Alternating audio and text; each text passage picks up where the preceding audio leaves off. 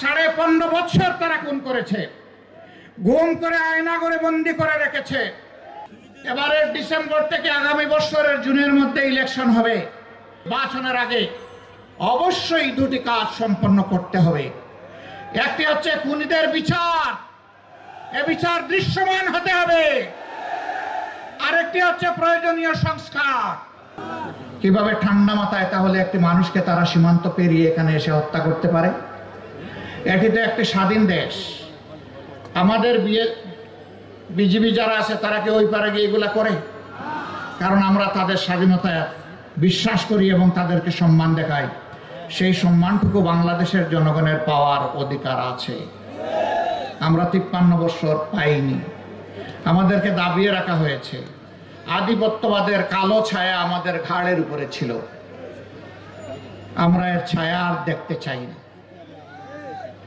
India আমাদের প্রতিবেশী দেশ, তাদের সাথে আমরা সম্প্রীতি এবং পারস্পরিক শ্রদ্ধা ও সমতার ভিত্তিতে আমরা প্রতিবেশী হিসেবে এখানে বসবাস করতে চাই।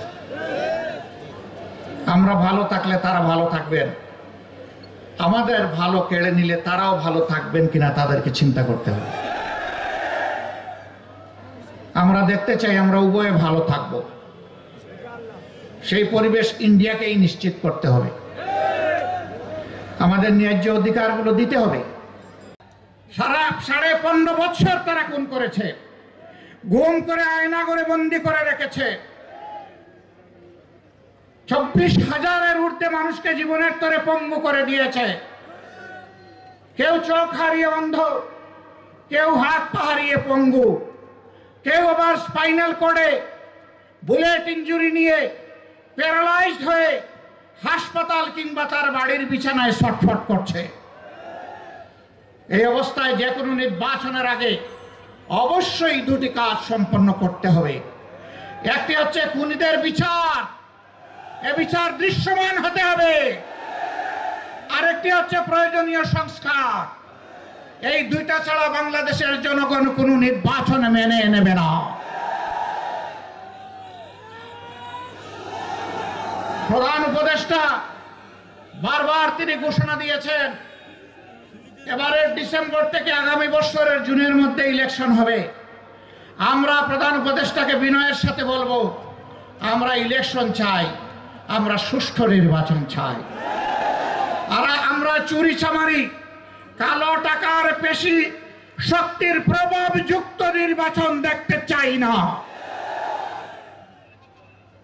এই জন্য নির্বাচনের জন্য অবশ্যই সমতল মাঠ তৈরি করতে হবে। এই দায়িত্ব পালনে আপনারা আমাদের যত ধরনের সহযোগিতা চাইবেন, সকল সহযোগিতা দেওয়ার জন্য আমরা প্রস্তুত রয়েছি। কিন্তু বিচার আর সংস্কার এই দুটো করে অবশ্যই নির্বাচনের পরিবেশ নিশ্চিত করতে হবে। ফ্যাসিবাদীদের পতন হয়েছে, কিন্তু ফ্যাসিবাদ এখনো বিদায় নেয় না। আমরা তো ফ্যাসিবাদীদেরও পতন চেয়েছি, ফ্যাসিবাদেরও পতন চেয়েছি।